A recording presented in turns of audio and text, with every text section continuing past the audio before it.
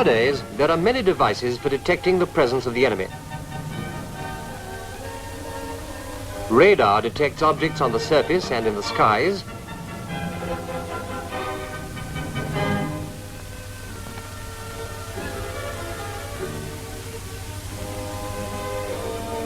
And the ASDIC seeks out the submarine under the sea.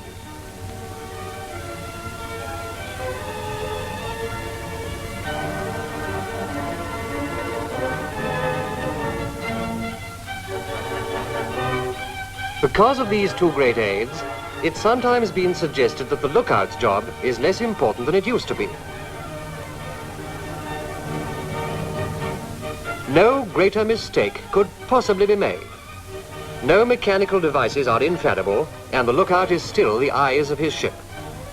He bears a heavy responsibility, for on him rests the safety of his ship and the lives of his shipmates. It's on his efficiency and keenness that the success or failure of his ship in action often depends. What then are the requirements of a good lookout? First, he must be fit and keen. His eyesight must be of a high order, and his attention must never for a moment wander from the job in hand. To assure this, he must protect himself from the weather by wearing suitable clothes.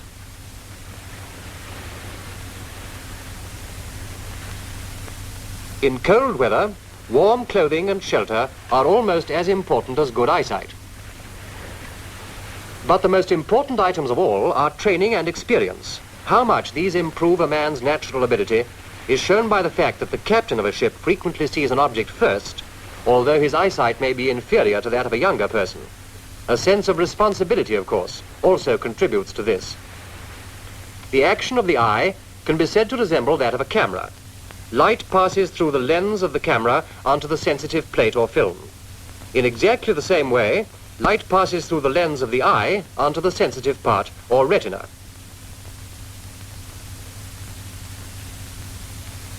To increase the power of our eyes, we use magnifying glasses or binoculars. Binoculars are the lookout's best friend, and before we go any further, we must learn something about them. The Ross 2112 are the most powerful and are used in ADO and captain sights. The Bar and Stroud 1900A pattern are in general use in the service, and we shall be principally concerned with them. They have object glasses with extendable shades.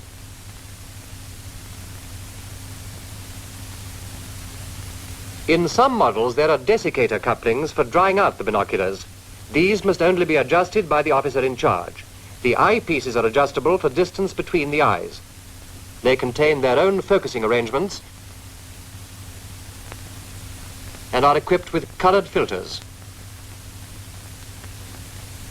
Binoculars cost a lot of money because they are precision instruments and a great deal of skilled workmanship has gone into their manufacture. So they will only serve you well if you treat them with care and know how to use them. They won't stand up to banging or rough handling. This sort of thing, for example, very quickly puts them on the scrap heap. Securing straps and lanyards are attached to the binoculars, and both should always be worn around the neck.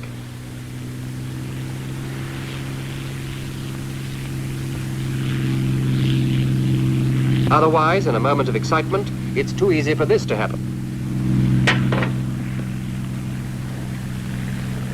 So remember, wear both the lanyard and the strap around your neck.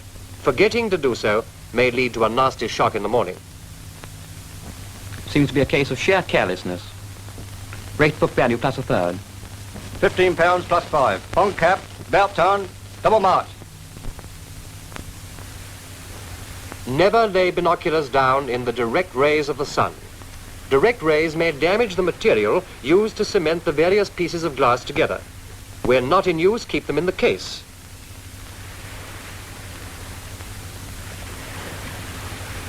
And don't then leave that in the sun either. That's almost as bad.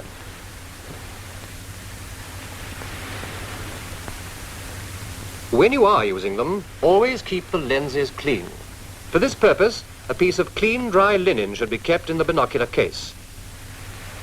Incidentally, cotton waste is not a piece of clean, dry linen.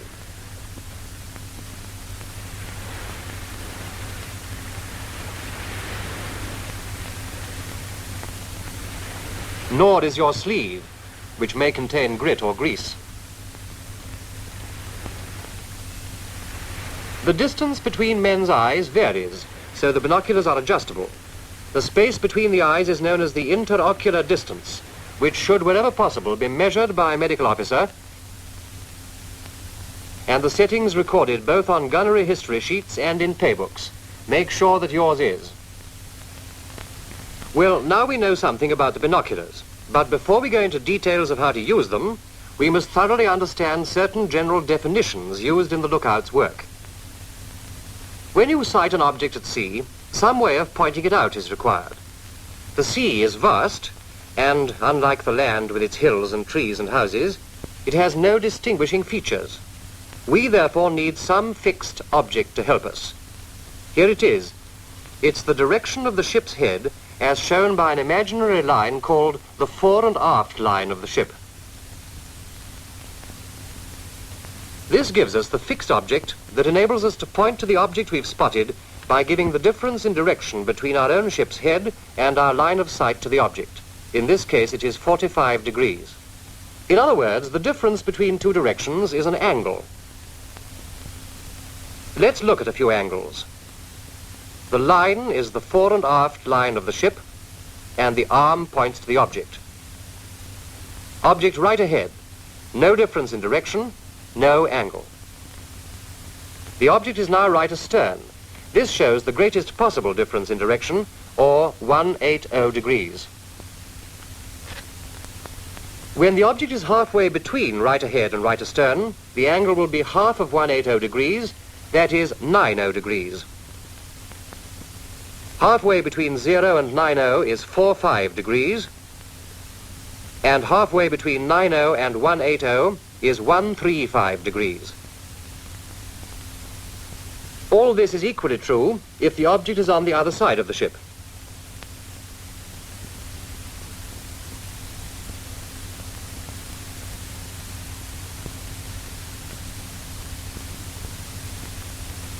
In a ship, these angles measured from the direction of ship's head are called relative bearings. That is, bearings relative to the ship's head. The bearings on the left or port side, where the navigation light is red, are called red bearings. Similarly, those on the starboard side are called green bearings. When the red and green method of reporting is used, the word degrees is left out because it can't refer to anything but degrees. We can now describe quite definitely the direction of any object sighted in relation to our own ship. This is green 4-5.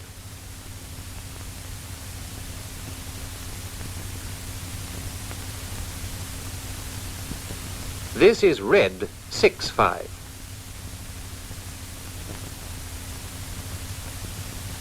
Green 9-0.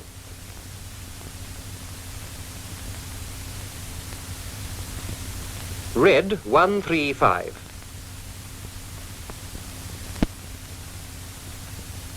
Green 4-5. If our ship alters course by 45 degrees to port, then this object will still be on the starboard side, and the bearing will be green 9-0. If doubtful of the relative bearing of an object, you can always use such expressions as fine on the starboard bow, fine on the port quarter, or right ahead. To assist the lookout to make an accurate estimation of bearings, some sort of bearing indicator is usually fitted. Here's a typical one. The two halves are colored red and green, and the degrees are marked off on it. You have only to line up the pointer with the object sighted.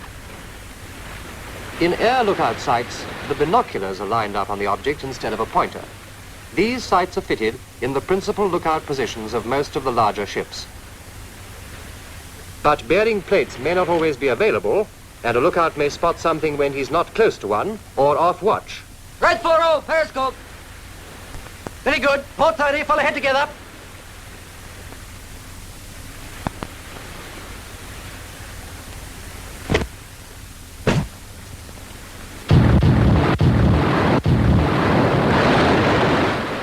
You can see how essential it is to report what is seen quickly and accurately if successful action is to be taken. The correct method of reporting will be dealt with later.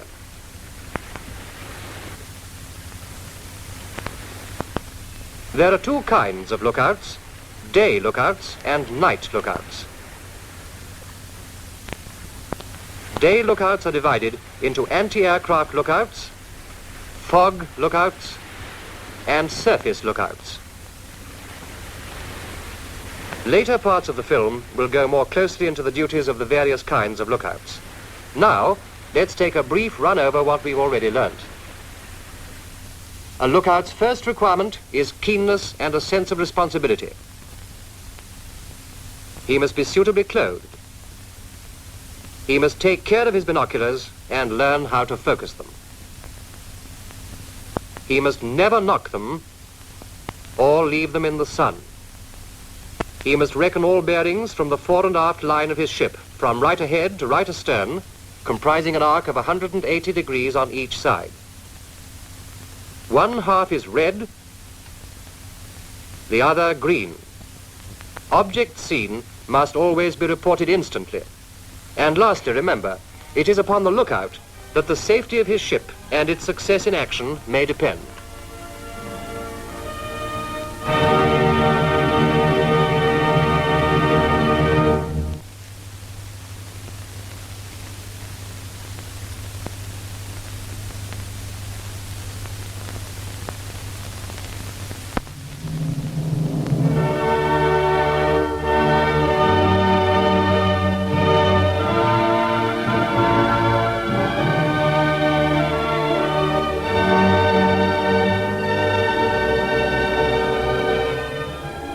Surface lookouts are so named because their attention is concentrated on the surface of the sea. It's their duty to report instantly and in the correct manner any object of any sort that they see. Whether it be a streak of heavy oil, or a thin plume of smoke, or even in mid-ocean a concentration of seagulls, and of course any ship. Even an aircraft if they appear in your sector. This is in spite of the fact that there are specially trained AA lookouts whose duties will be going into thoroughly later. Surface lookouts are divided into far, near, fog.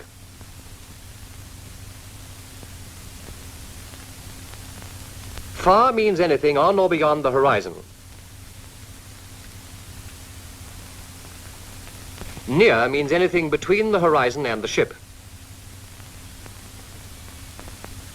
It's the job of far lookouts to detect objects on or beyond the horizon before they're visible to the men lower down on the bridge. They're always stationed as high as possible because the higher you are, the farther you can see. This is due to the curvature of the Earth, which is demonstrated here in model form.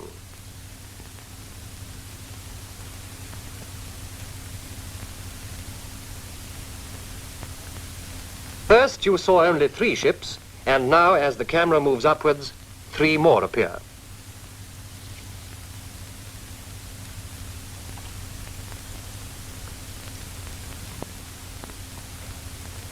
It may come as a surprise to you to know that when you stand on the beach with your feet at the water's edge, you'll be able to see no farther than a mere 2 4/5 nautical miles. Your horizon, in fact, is under 3 miles away, which, you'll agree, is not a very extensive range of vision. The deck of a battleship, however, has a visible horizon of about 6 miles,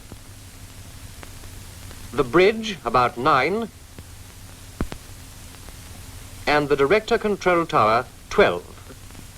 You now see how important it is for far lookouts to keep on the alert, for they can see the enemy long before it's physically possible for the captain and officers on the bridge to do so. Here the visibility is very good, and the far lookout can see the mast of a ship which is still hull down over the horizon. We're getting closer, and besides the mast, we can now see a control position. We can now determine whether it's a destroyer, a cruiser, or a battleship. The ship is now well in sight of the near lookout. As distance is not important to the near lookouts, they are placed lower down, usually on or below the bridge. In times of extremely bad visibility, such as fog, Special lookouts are placed as far forward as possible. Not only can they see farther ahead than those on the bridge, but they're also better placed to hear other ships and thus help to prevent collision. Sometimes, too, their low position enables them to see under the bank of fog, while those on the bridge are still blind. On the other hand, if there is a low, dense bank of fog, it's sometimes better for a lookout to be as high as possible and thus look over. So we have far, near, and fog lookouts. Although in small craft where fewer men are available, the lookout may have to combine 2 or 3 duties. Now we come to one of the most important parts of a lookout's training, how to sweep. It's obvious that if one man tries to look out all round the ship, he can't cover the area as thoroughly as if he were only watching one small sector. So several lookouts are employed, and each one covers his own particular sector only. The particular sector allotted to him is called an arc of search. To avoid the possibility of missing a target, lookout sectors always overlap each other by 10 degrees. In this way, no portion of the area surrounding the ship remains uncovered. These sectors are laid down in ship's orders and will be given you when you're closed up on leaving harbour. Make sure you know your own sector. Once you're quite certain of your sector, you should cover it like this. First sweep with your binoculars, and then with your naked eye. For an arc of 70 degrees, the time taken for each sweep should be from half a minute to a minute, according to weather conditions. The general tendency is always to sweep too quickly. This is the right speed. Pretty slow, isn't it? But it is thorough. When you're on duty, remember this picture and the rate of sweep used.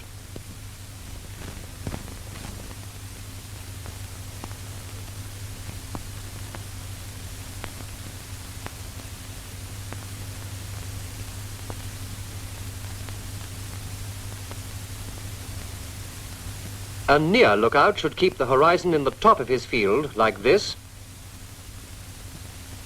while a far lookout should keep the center of his field just above the horizon, like this.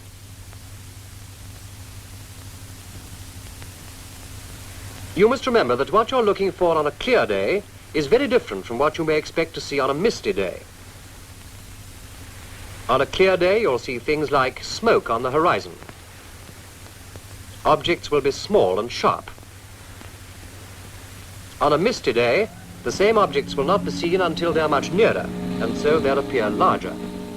Under very bad conditions, such as this, it's better to search your sector with the naked eye, only using your binoculars when you think you've spotted something. If either the far or near lookout sight something during their naked eye sweep, they must, of course, identify it with their binoculars. Red 4-0. Far. Object. But above all, do not hesitate to report. Notice the order in which the report was made. The bearing came first, then the distance, then a description of the object sighted. In making reports, this procedure never varies. It is always bearing, distance, description. Often at sea, you will sight objects that you can't see clearly enough to describe. Never let this stop you from reporting them. If you're not certain what an object actually is, report as follows. Red 4-5, far, object. Good. When you see the object more clearly, you can always amplify your report. Appears to be wreckage, sir.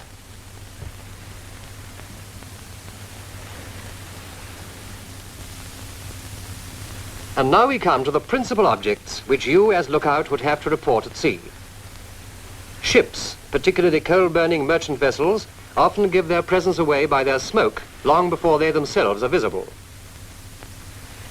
Other examples are heavy oil on the surface, which often indicates the presence of a U-boat, or clusters of seagulls in mid-ocean. These have been known to follow the faint shadow of a U-boat in the same way as they follow shoals of fish. Now we come to various aspects of the surface vessel's most deadly enemy, the submarine. Not only is the sting of the submarine a deadly one, but but it's also one of the most difficult things to spot.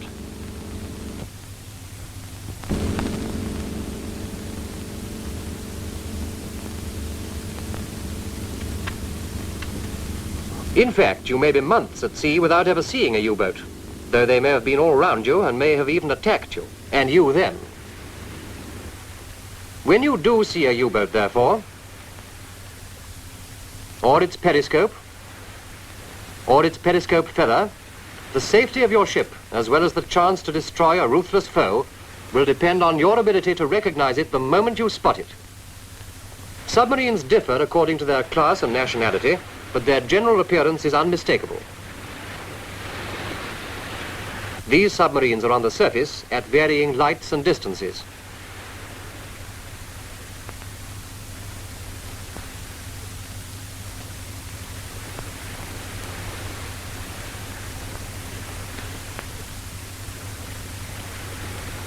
Here is your enemy with its decks awash, still maintaining its characteristic appearance.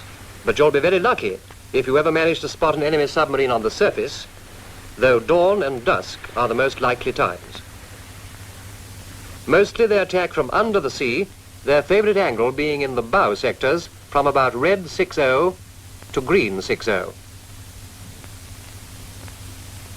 A submarine can make its attack after taking only 2 or 3 bearings on its target. 10 seconds is all the periscope need be exposed to obtain each bearing, so you've got to be pretty smart to catch it. Here is the periscope of a submarine underway, but they're usually much more difficult to spot than this one. In a choppy sea such as this, for example, you'll need very keen eyes indeed to spot a modern streamlined periscope. Have you seen it yet? We'll stop the film so that you can. There, not so easy, was it?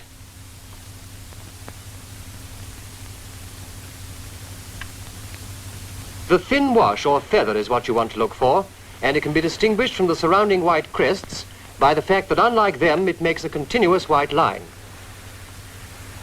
Always try to give as accurate an estimation as you can of the distance away of the periscope, as it may disappear before the officer of the watch sees it, and reliable information will assist the subsequent depth charge attack.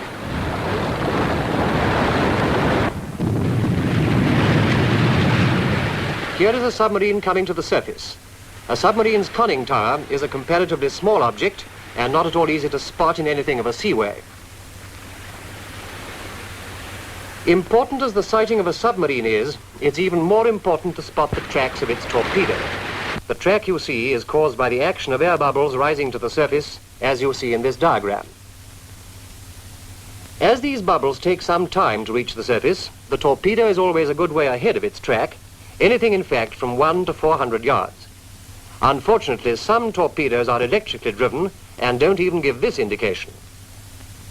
It's absolutely essential for the safety of your ship, therefore, for the lookouts to spot the ones that can be seen. Green! 4-0, near! Torpedo track!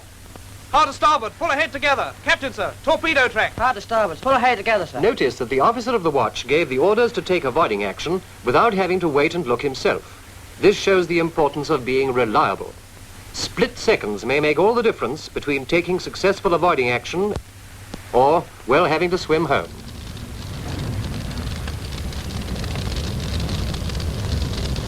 In general, report all and everything you see and make sure you get an answer. It's sometimes better, in fact, to make a false report than to miss something vital by saying nothing at all. A good rule is, if in doubt, report. Green 3-0! At the end of a watch, when you're relieved, always turn over to your relief every object in sight already reported, and make quite certain that he can see them. Ship green 100. Yep. Ship green 145. Right.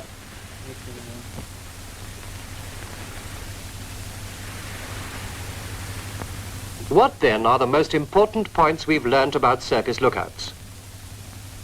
They're divided into far, for anything on or beyond the horizon, near, for anything between the horizon and your ship, and fog. The higher you are, the farther you can see. The area to be searched is divided into sectors, and these sectors always overlap.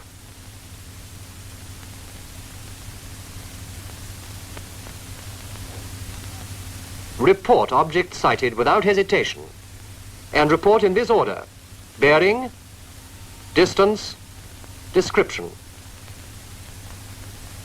Make absolutely certain your report is acknowledged. If in doubt, report.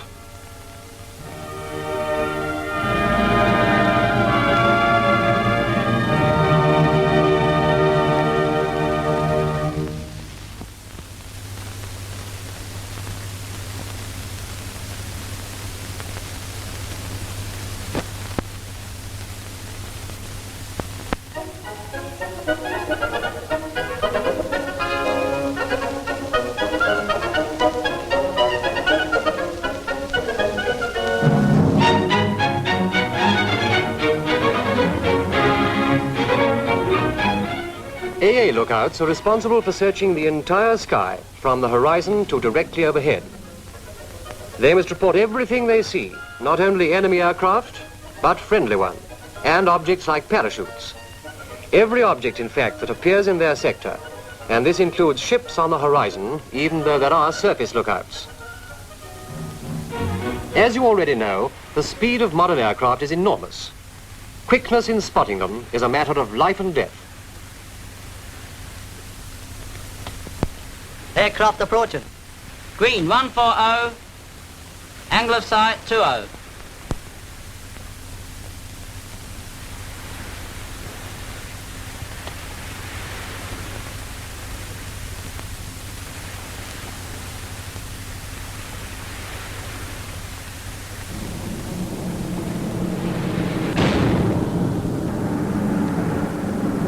The lookouts on this ship were pretty quick.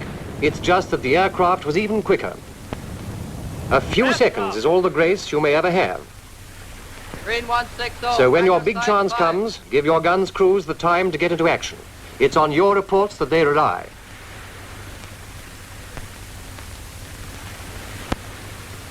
AA lookouts are stationed in or near the air defense position with a good view overhead. They're under the control of the air defense officer, who receives their reports and decides what action must be taken. AA lookouts generally work in pairs. In this picture, the lookout on the left is off trick, and while not actively searching the sky, his duty is to stand by to read off bearings and angles of sight. Whenever possible, each trick or active period of sweeping lasts only 20 minutes. In this way, maximum efficiency is gained.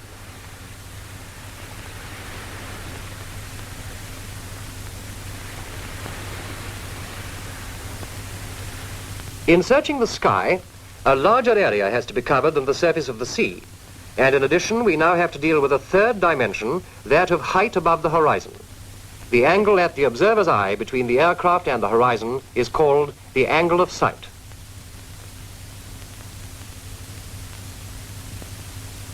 The horizon has an angle of sight of 0. Just above it is 5 degrees, 10, 20, 30, 50, until the maximum is reached in the sky right above your head, 90 degrees.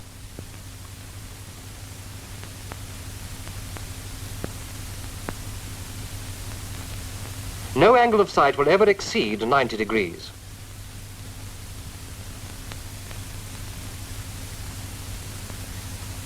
When an aircraft has actually passed overhead, its angle of sight is still measured from the point on the horizon you see directly below it.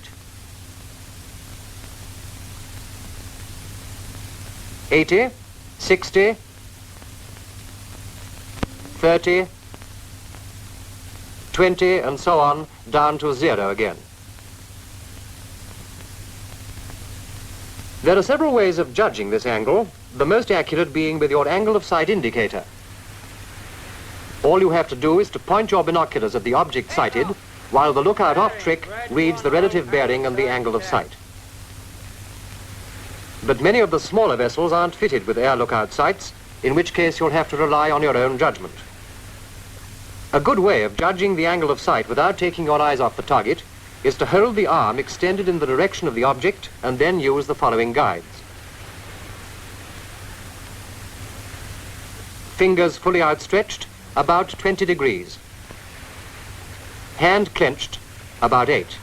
Another useful method is to remember that your binoculars cover a field of 7 degrees. An aircraft in the middle of your glasses, when they're resting on the horizon, will have an angle of sight, therefore, of just over 3 degrees.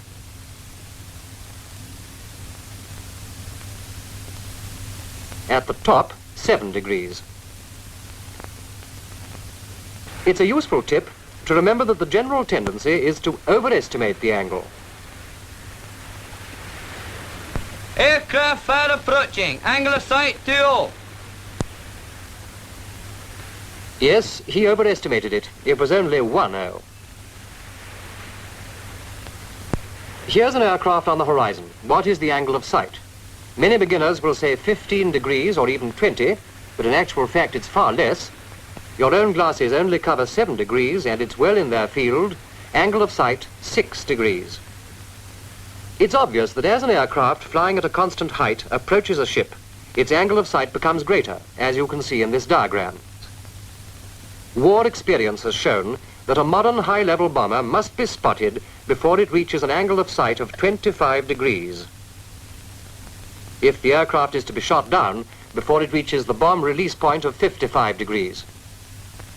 After this, it's too late to stop the aircraft dropping its bombs.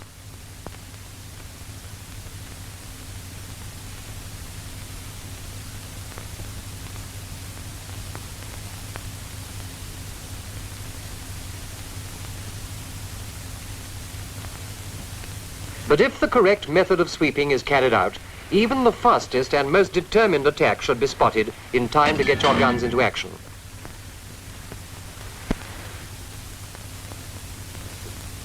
The AA lookouts have definite arcs of search allotted to them, such as from red 5 to green 65, from green 60 to green 130, and so on, the overlap ensuring that no part is left unwatched.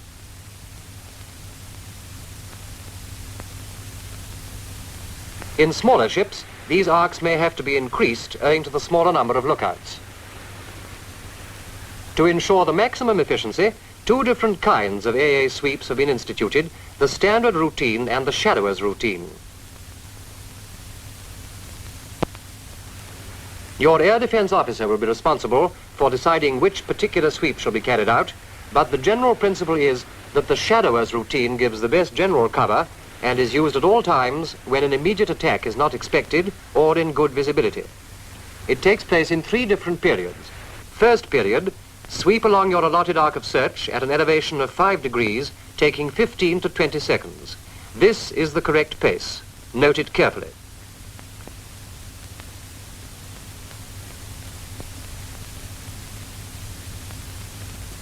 Second period, sweep along the horizon, keeping it in the center of your binocular field, also taking 15 to 20 seconds.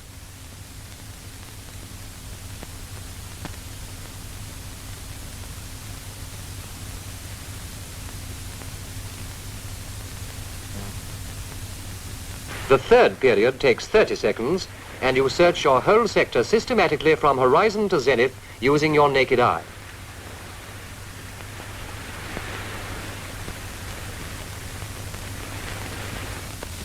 During the standard routine, when attack is considered imminent, the air defense officer will not only give you an arc of search, but also an angle of sight at which to start your sweep. We assume that the order is given for a 40-degree standard routine. Your sweep is then divided into 6 periods, each taking from 15 to 20 seconds. For the first period, start sweeping at the elevation ordered, in this case, 40 degrees angle of sight. Second period, sweep back 5 degrees below the elevation ordered, in this case 35 degrees angle of sight. Third period, sweep back 10 degrees below the elevation ordered, or 30 degrees angle of sight. Fourth period, sweep back 15 degrees below the elevation ordered, that is 25 degrees angle of sight. Fifth period, sweep the horizon for low-flying aircraft. Sixth period, scan your whole sector systematically from horizon to zenith using the naked eye. Again, note the pace at which he's sweeping. As we've seen before, the tendency is to sweep too quickly.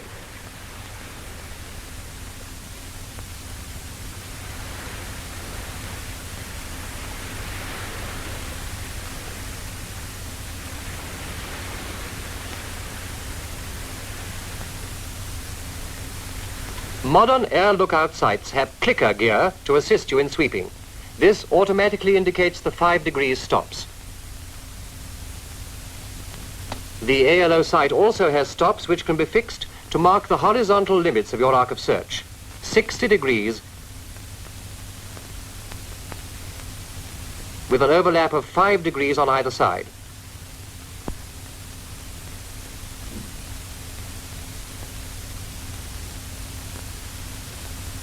In addition to the normal AA lookouts, there's also the sun lookout, whose function is to spot the enemy if he attacks down sun. The sun lookout must never look directly at the sun. He should use the dark neutral filter to pick up the sun, then changing to a light neutral filter, should make short sweeps round the sun in a clockwise direction as demonstrated here.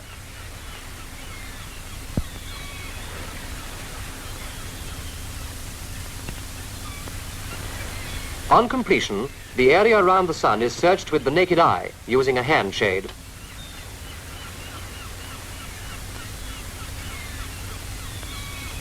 We've dealt in detail with 2 kinds of AA lookouts, but additional lookouts are always posted at gun positions that are manned. And in certain circumstances, high-angle lookouts may be required to give warning of dive bombers.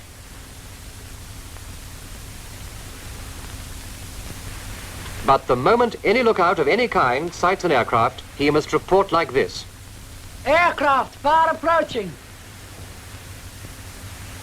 Remember the order. Aircraft, whether it's far or near, what it's doing. Meanwhile, the lookout off trick reads off and reports. Red 90, angle of sight 8.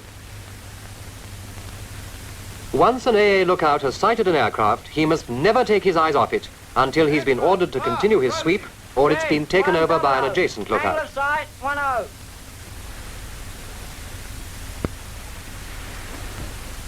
Very good. Aircraft friendly. Carry on with your sweep. In the very small ships with no binocular mountings, he'll have to judge for himself by one of the other methods we've shown. Aircraft. Far approaching. Red 20. Angle of sight 10. And now see what happens when the lookout takes his eyes off the aircraft. Aircraft near approaching. Red 40, angle of sight 20. Below that light piece of cloud, sir. Which light piece of cloud? Below the dark bit. No, the one next to it. No, that's a seagull. Another good ship gone down. To avoid this, the lookout must always keep the aircraft in view until the air defense officer has found it too. If in doubt, report. Yes, report. Aircraft, far approaching. No harm is done by making a false report, even if it turns out to be an ordinary harmless seagull. After all, it might have been something else. Whenever possible, your first report should be followed by an amplifying Aircraft report near, going stating the away. type of aircraft spotted. Angle of sight 15. Very good. Looks like a Mustang. Carry on, they'll sweep. In this film, we've learned that AA lookouts report everything in their sector from aircraft to parachutes. It's on you that the guns depend to get into action before it's too late. AA lookouts work in pairs, the one off trick reading the bearing and angle of sight. The angle of sight is the angle between the observer's line of sight and the horizontal. No angle of sight ever exceeds 90 degrees.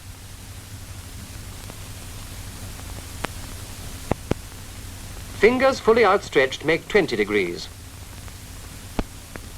Hand clenched about 8. Your binoculars cover a field of 7 degrees.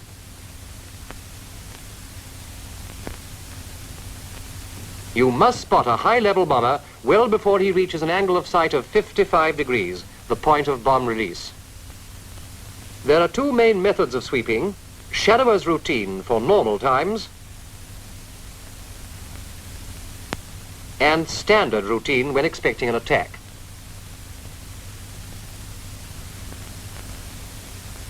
Reports are made in this order: aircraft, distance far or near, what it's doing, approaching, going away, or crossing.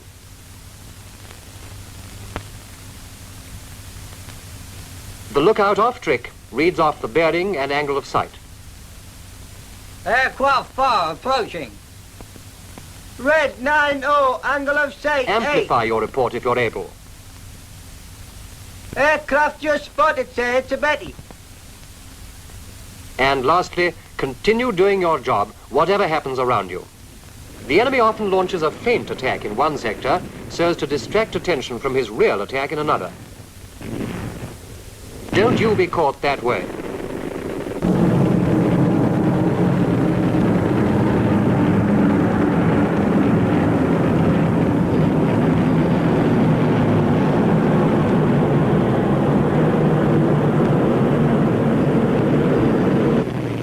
Hey! Get back on your own sector. What the blazes do you think you're playing at over there?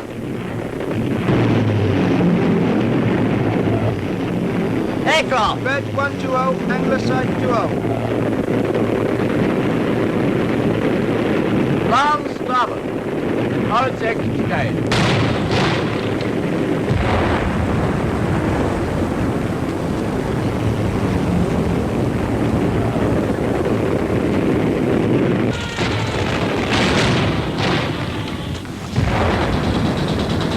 Continue sweeping your own sector, however great the temptation may be to look away.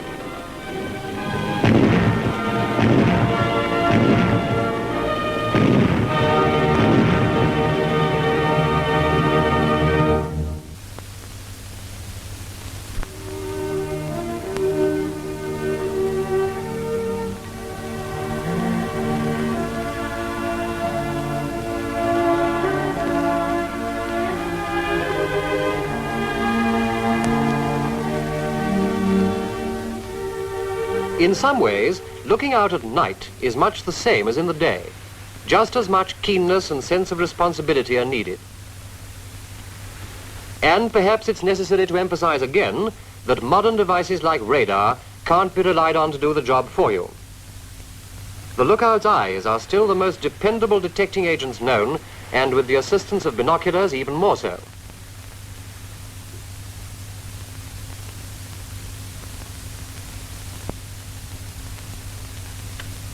You must remember, however, that if you go on watch straight from a lighted compartment, you'll be blind for several minutes.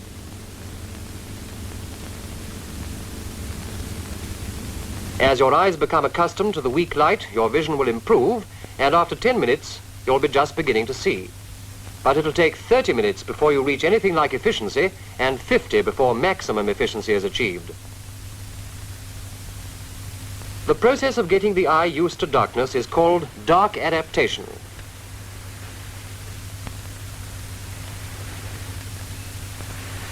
To reduce the time required for dark adaptation, red goggles have been designed which adapt the eyes for night vision even though you remain on the lighted mess deck.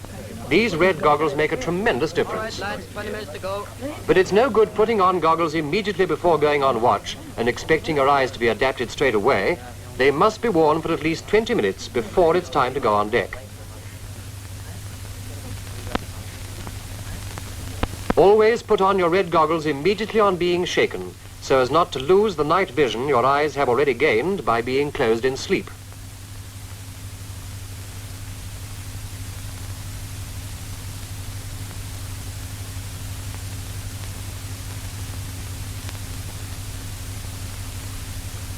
Without using red goggles before going on watch, you'll take from 30 to 50 minutes to adapt yourself to night conditions. By putting on red goggles 20 minutes before going on watch, this time interval will only be 3 to 5 minutes. Remember that, without 30 to 50 minutes, with 3 to 5. In some ships, red-lighted compartments are used in place of red goggles. Never, on going on watch at night, expose your eyes to lights of any other kind than red,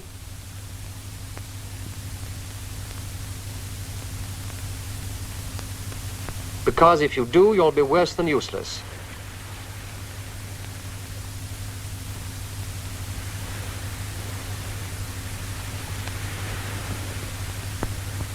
There she is, 2 funnels, 1 mast. I can't see anything. Green atoll, large as life.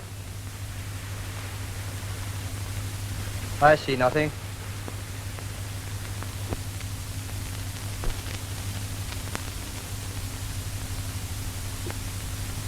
The focusing procedure at night is different from that used in daytime. At night, binoculars should always be set at -1 division, no matter what your day setting may be. In the case of those types of binoculars that are marked from 0 to 7, this means a reading of 2½ divisions.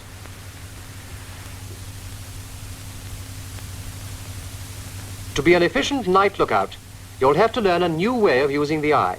Few people realize that when they look straight at an object on dark nights, it'll tend to disappear from view, whereas it'll be clearly visible if they look slightly to one side or above or below it.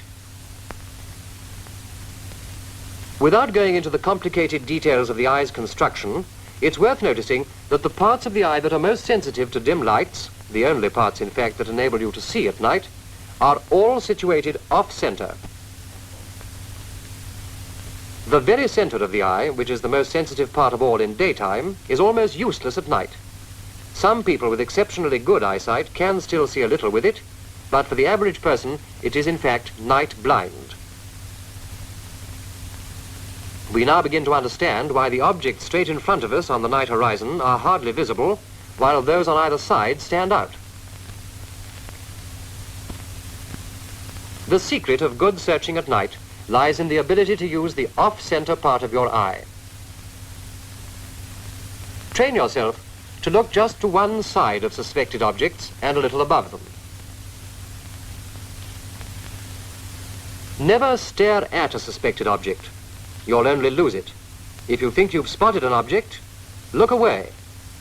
Then look back, a little above the horizon and around the suspected bearing.